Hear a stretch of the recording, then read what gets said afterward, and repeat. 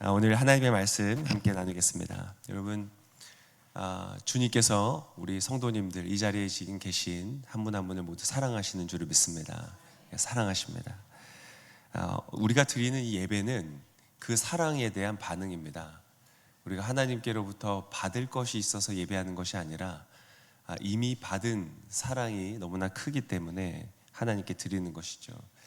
놀라운 것은 하나님이 이미 우리에게 모든 것을 주셨지만 또 기꺼이 더 주기를 기뻐하신다는 것입니다.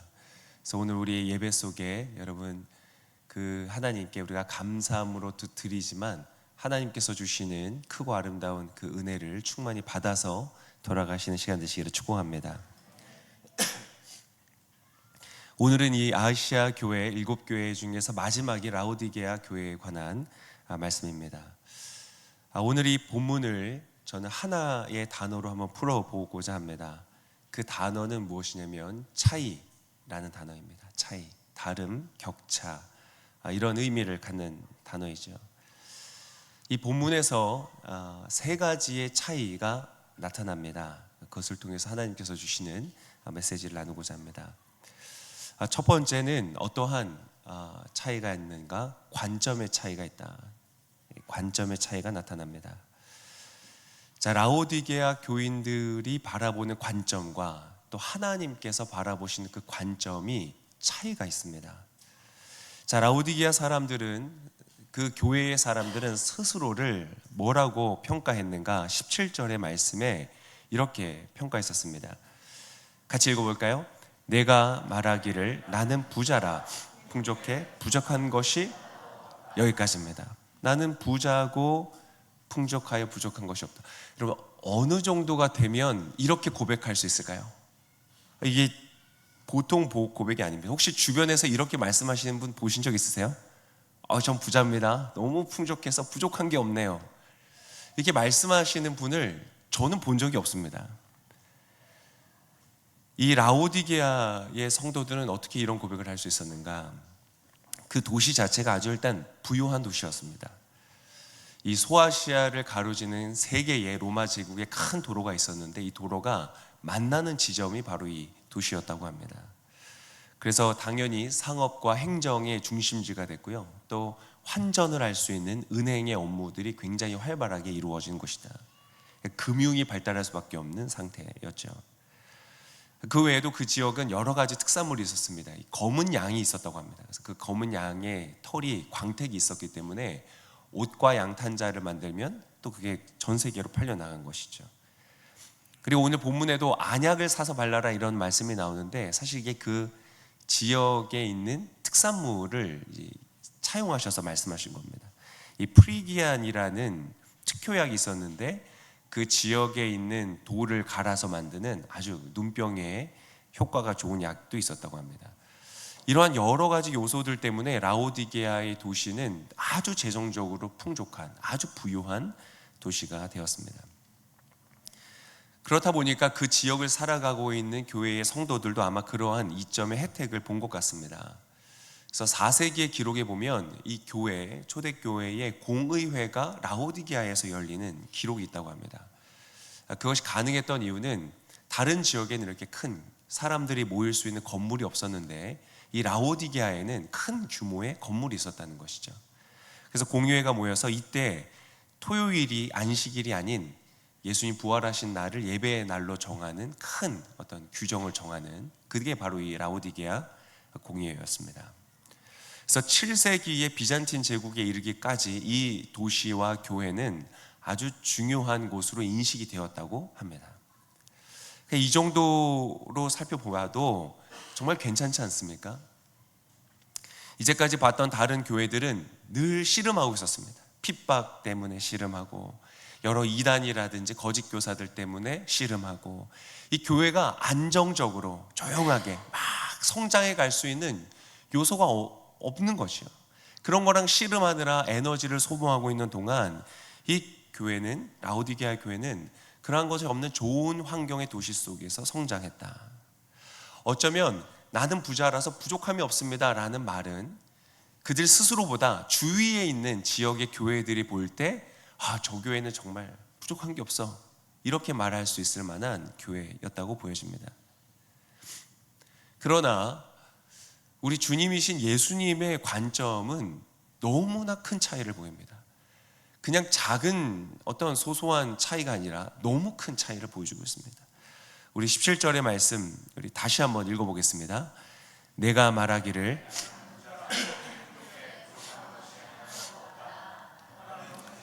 비참하고 불쌍하고 가난하고 눈멀고 벌거벗은 사람임을 알지 못하다. 야, 너 너무 교만한 거 아니니? 조금 겸손해야지 라는 수준의 평가가 아니라 완전히 다릅니다. 한쪽은 나는 부자여서 부족함이 없다는 평가를 관점을 갖고 있는데 예수님께서 그들을 보실 때는 너는 비참할 정도로 불쌍한 상태다 라고 말씀하십니다. 그 정도로 가난한 상태이다. 심지어는 옷이 없어 벌거벗은 상태다. 그것만이 아니라 눈까지 멀어서 앞을 보지 못하는 장애가 있는 상태다. 정상적인 삶을 살아갈 수 없는 형태이다 라고까지 말씀하십니다. 이게 얼마나 엄청난 차이를 보여주고 있습니까? 그래서 오늘의 본문은 아주 극단적으로 다른 큰 차이를 품고서 흘러가고 있는 본문입니다. 어떻게 이렇게 같은 것을 보면서도 극단적으로 다른 이 평가가 나올 수가 있었을까? 그것은 아마 이 두 번째, 이제 제가 말씀드린 이 두 번째의 차이의 요소를 살펴보면 조금 더 이해를 할 수 있을 것 같습니다. 두 번째 포인트는 무엇이냐면 바로 온도의 차이입니다. 이 본문 안에 온도의 차이가 있습니다. 예수님께서 이렇게 평가하셨죠. 15절과 16절의 말씀에 이렇게 기록되어 있습니다. 함께 읽어보겠습니다. 나는 내 행위들을 알고 있는데 너는 차지도 않고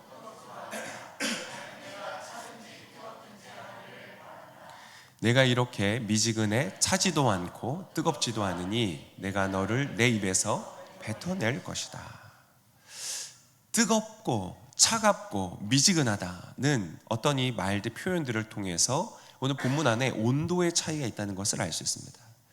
근데 사실 이러한 말을 지금 뭐가 뜨겁다, 뭐가 차갑다는 그 주어 자체도 사실은 명확하지 않은데, 그러나 이 문장 자체는 사실 그 지역에 있는 사람들에게는 굉장히 친숙한 표현입니다.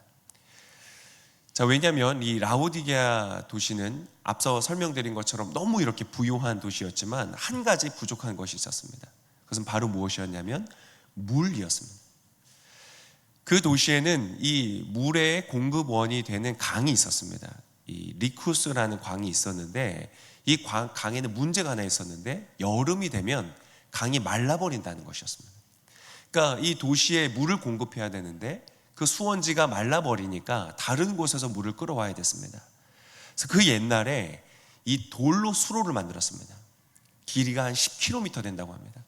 굉장히 먼 거리인 거죠. 거기에서부터 물을 끌어와서 도시에 공급을 했습니다. 근데 생각해 보십시오. 돌로 만든 수로입니다. 그리고 10km를 물이 흘러 들어옵니다. 뭐 어떻게 되겠습니까?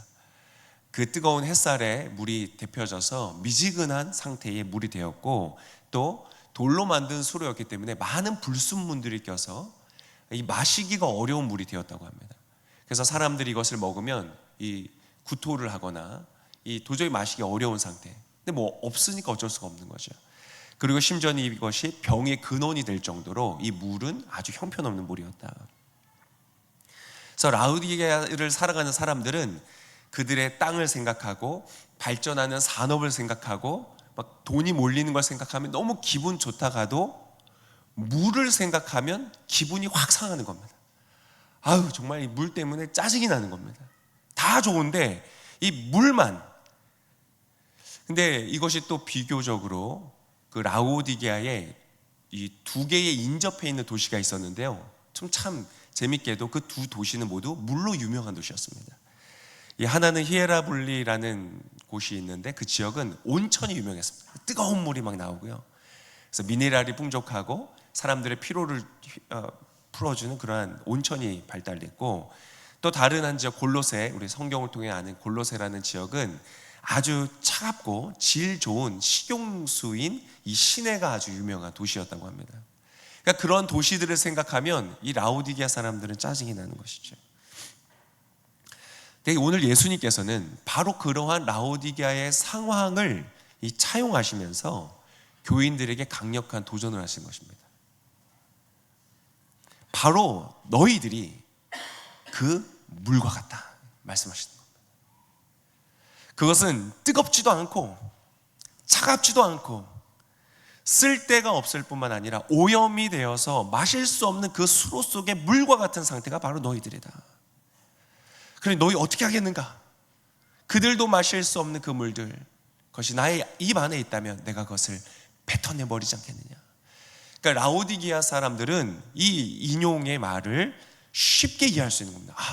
우리가 그런 상황이라고 지금 예수님 말씀하시는구나. 도대체 뭐가 문제일까요? 이 온도의 차이는 도대체 어디에서부터 나오는 것일까요? 어제 이재호 목사님께서도 이 주일 설교 때 이 말씀을 하셨는데요, 이것은 열정적인 어떤 신앙생활을 말하는 것이 아닙니다. 열심을 내서 교회 열심히 나오고 봉사 열심히 하고 이러한 열심이 없어서 하시는 말씀이 아닙니다. 지금 본문을 유심히 보면 이 온도, 뜨겁거나 차거나 이 두 가지 다 사실은 긍정적인 의미로 쓰였습니다.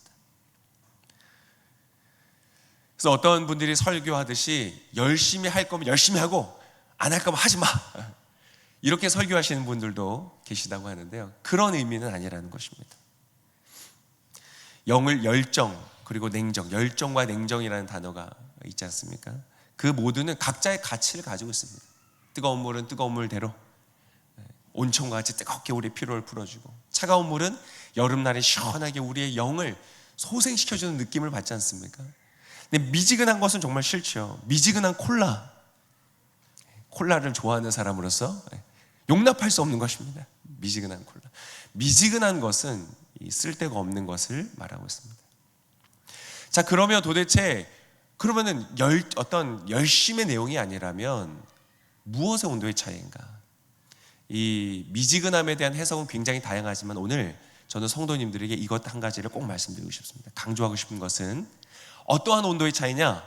주님과 라오디게아 교인들 사이에는 사랑의 온도의 차이라는 것입니다. 사랑의 온도의 차이라는 것입니다.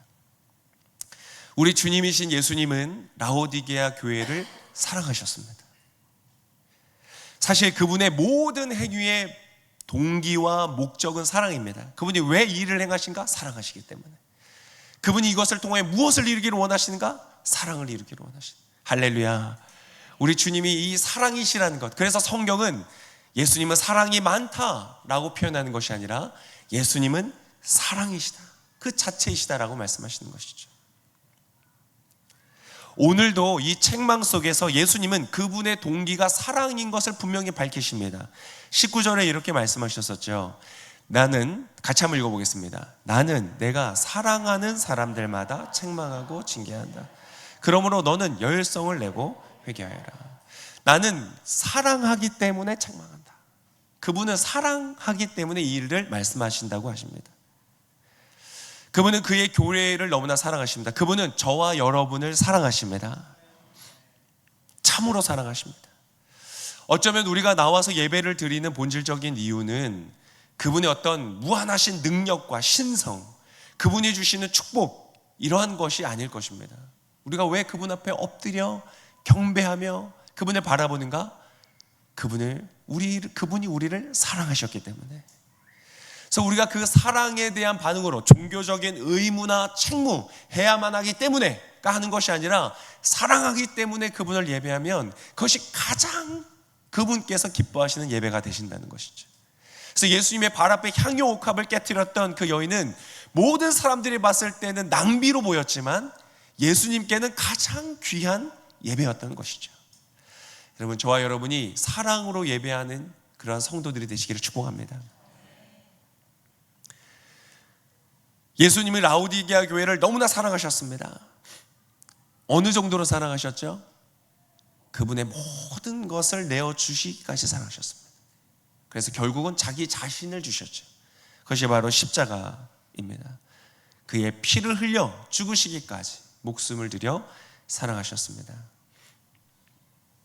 그분의 사랑은 비유하자면 뜨거운 온천물처럼 우리의 모든 피로하고 쌓여있는 스트레스를 다 회복시키시면서 살리시는 그러한 사랑이고, 너무나 덥고 목마를 때 우리를 해갈시켜주는 그런 신선한 물과 같이 우리를 채우시는 사랑이고, 그렇게 예수님은 라오디게아 교회를 뜨겁게 사랑하시고 또 시원하게 사랑하셨습니다.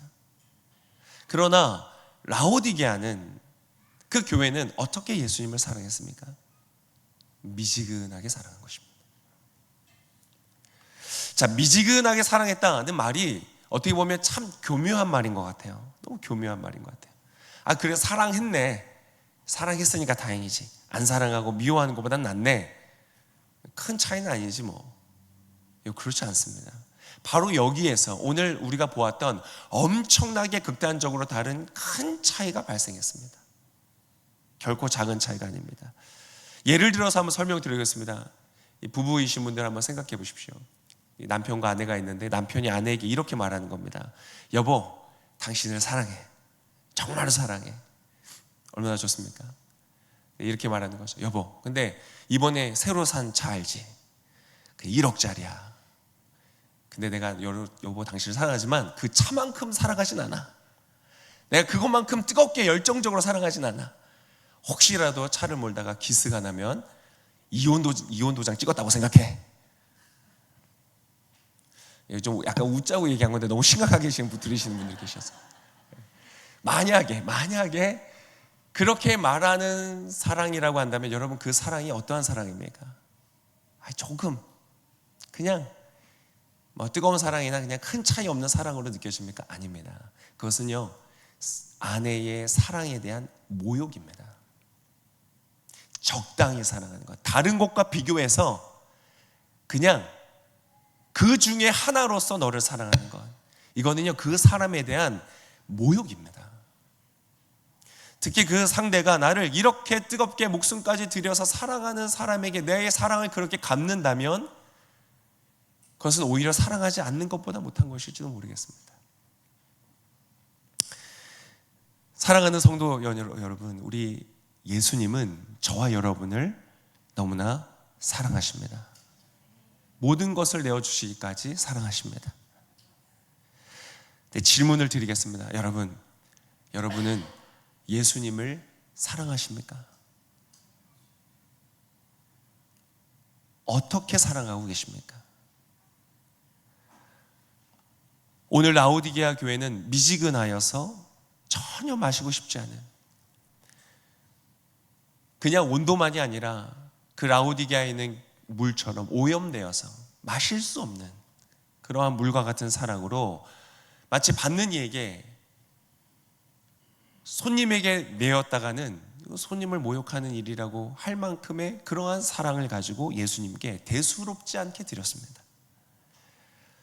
예수님을 만약 믿지 않는 사람이다, 그럼 괜찮습니다. 예수님을 욕하고 오해할 수 있으니까요. 그리스도인이 아니라면 이것은 더 이상 이야기할 가치도 없습니다. 그러나 예수의 사람이라면, 그리스도인이라고 불려진다면, 정말 예수님이 나를 위해 십자가에서 그 피를 흘려 죽으셨고 부활하셔서 이제 다시 오실 마지막 때에 나를 그 천국의 신혼방으로 안내해드릴 나의 영원하시며 유일하신 신랑이라는 것을 내가 믿으면서, 그러면서도 만약 그러한 사랑을 하고 있다면 여러분 다시 생각해 봐야 되지 않겠습니까? 자, 이 두 번째의 차이는 마지막 우리 본문이 보여주는 마지막 세 번째의 차이로 우리의 시선을 이끌어줍니다. 이것은 조금 가려져 있는데 찾아볼 필요가 있습니다. 굉장히 중요합니다. 마지막 차이는 무엇이냐면 시간의 차이입니다. 자, 대수롭지 않은 하찮은 사랑에 머물렀던 라오디게아 교회를 향한 예수님의 초청과 권면은 바로 다음과 같습니다. 20절의 말씀입니다. 우리 같이 읽겠습니다. 보라, 내가 문 앞에 서서 두드리니 누구든지 내 음성을 듣고 문을 열면 내가 들어가서 그와 함께 먹고 그는 나와 함께 먹을 것이다. 아주 유명한 구절이죠. 여러 번 들어보셨을 겁니다. 내가 문 밖에 서서 문을 두드리고 계시다. 여러분, 이 구절 안에 여러분 시간을 발견하실 수 있습니까? 이 구절 안에 시간의 차이가 있습니다. 두드리고 계시다는 것은 지금 현재 바깥에 서서 문이 열리기를 기다리고 계시다는 것입니다. 그리고 기다림의 시간은 은혜입니다. 우리에게 기회가 주어지는 것입니다. 사실 여러분, 예수님에게는 기다리셔야 될 의무가 전혀 없으신 분입니다. 그분이 주인이십니다. 그분 오히려 열어라 라고 명령하셔야 되는 분입니다. 그러면 열려야 되는 것입니다. 그분이 열면 닫을 자가 없고 닫으면 열 자가 없는 참된 주인이신 분이 아니십니까? 그러나 그분이 우리 앞에서 노크를 하며 문 밖에서 기다리고 계신다. 이것은 바로 은혜라는 것입니다. 그러나 여러분, 때때로 우리가 간과하지만 이 기다림의 시간에는 끝이 있다는 것을 기억해야 됩니다. 예수님의 기다림의 시간은 끝이 있습니다. 그 이후에는 무엇이 있을까요? 심판이 있습니다. 모든 이들이 예수 그리스도의 보좌 앞에서 심판을 받을 것이다. 자신의 모든 행위와 자신의 모든 말과 자신의 모든 생각을 심판받을 것이다.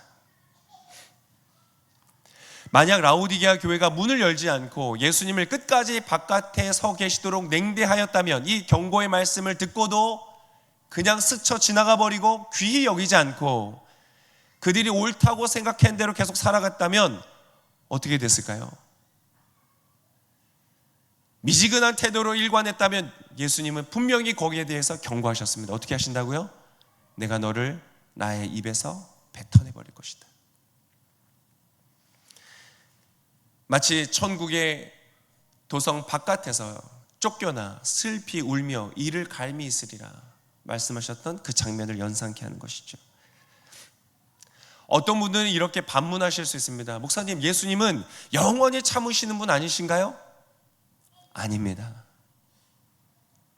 아니, 그분은 무한히 용서하시는 분 아니신가요? 맞습니다. 무한히 용서하십니다. 그분은 70번씩 7번이라도 용서하시는 분이십니다. 즉, 그분은 용서의 이 횟수를 세시는 분이 아니십니다. 진정으로 회개하고 돌이키고 반성하며 주 앞에 용서를 구하는 자는 그 회개한 죄를 향하여서 동이 서에서 먼 것처럼 먼 곳으로 옮기시고 아예 기억하지 않으신다는 것입니다. 천국에 가서 예수님의 보좌 앞에서 우리가 깜짝 놀랄 만한 일들은, 내가 이 죄 때문에 주님 앞에 어떻게 설까 노심초사 주님 앞에 설 때에 예수님은 그 죄의 기억조차 없으시다는 것이죠. 그러나 그 기회의 시간에는 끝이 있다는 것입니다. 회개하고 돌이키고 새롭게 할 그 시간에는 끝이 있다는 것입니다. 주어진 기회의 시간 속에서 회개하며 돌이키지 않는다면 그분은 내뱉어 버리실 것입니다. 18절에 예수님이 이렇게 말씀하셨습니다. 그러므로 내가 네게 경고한다. 내가 풍족하게 되려면, 벌거벗지 않고 너가 정말로 부유한 자가 되려면 내게서 불로 정련한 금을 사거라. 너의 벌거벗은 수치를 드러내지 않으려면 흰 옷을 사서 입어라. 내가 보고 싶으면 안약을 사서 내 눈에 발라라. 목마른 자, 굶주린 자 다 내게로 오라. 값없이 와서 나에게서 먹을 것을 사고 마실 것을 사라. 끊임없이 예수님 초청하셨던 그 말씀 그대로 라오디게아 교회에게도 초청하시는 겁니다. 나에게 오라. 이 시간이 다하기 전에, 너에게 준 나의 인내의 시간이 끝이 나기 전에, 회개의 기회의 시간이 끝이 나기 전에 너는 나에게 나오라. 예수님은 기회를 주시는 것입니다. 그러나 나오지 않는다면 심판을 받을 것입니다. 예수님은 예화 중에 밭을 맡긴 왕의 이야기를 하셨었습니다. 왕이 먼 곳으로 가며 자신의 밭을 일꾼들에게 맡겼습니다. 그리고 계약을 했죠. 그러나 그 계약을 이 일꾼들이 지키지는 않습니다. 나중에 자신의 종들을 보내면 때리고 괴롭히고 죽이고 해서 자신의 아들을 보내도 아들까지 죽였다. 그러면 그 왕이 나중에 어떻게 하겠는가? 엄중한 경고를 하셨죠. 왕이 군대를 이끌고 와서 그 모든 일꾼들을 모두 다 처결하고 다른 그 왕과의 약속을 지키는 이들에게 그 밭을 맡기지 않겠느냐. 오늘 예수님은 그 말씀을 하시는 것입니다. 여러분, 마지막 때에 심판이 올 것입니다. 그때 예수님은 우리에게 우리의 사랑의 온도를 물어보실 것입니다. 우리가 얼마만큼 경제적으로 괜찮은 삶을 살았는지, 우리가 얼마나 다른 사람들의 평판에 괜찮은 삶을 살았는지, 그것은 기준이 되지 않을 것입니다. 우리가 어떻게 예수님을 사랑했는지 예수님은 그것을 물어보실 것입니다. 그렇다면 여러분, 언제 그분께 나아가야 될까요? 언제 우리의 문을 열어 그분으로 하여금 들어오시게 해야 될까요?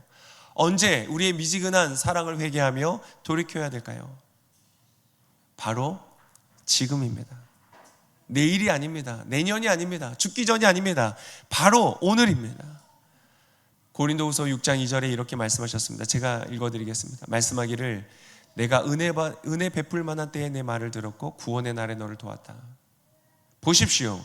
지금은 은혜 받을 만한 때요, 지금은 구원의 날입니다. 주님은 한 번도 구원의 기회와 가능성을 내일로 미루신 적이 없습니다. 오늘이다.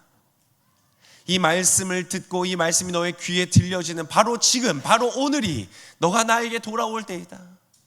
와서 너는 값없이 나에게서 금을 사고 옷을 사고 마실 물을 사고 너는 나에게 나와서 내가 너에게 주는 영원한 생명을 살아고 주님 말씀하십니다. 여러분, 이 초청에는 대가가 없습니다. 대가가 없습니다. 오셔서 뭔가를 해야 되는 것은 아닙니다. 막 필사를 다 하셔야 돼, 필사 정권을 하셔야 되는 건 아닙니다. 필사는 하십시오. 네, 은혜가 됩니다. 무언가 내가 하나님 앞에 하고 무언가 내가 드려야 되고 그것이 아닙니다. 우리의 마음을 돌이키는 것입니다. 한번 질문해 보시기를 바랍니다. 예수님 정말로 나를 위하여 죽으셨는가? 정말 나의 죄를 위하여 그분이 피 흘리셨는가? 그것을 믿음으로 내가 정말 구원받았는가?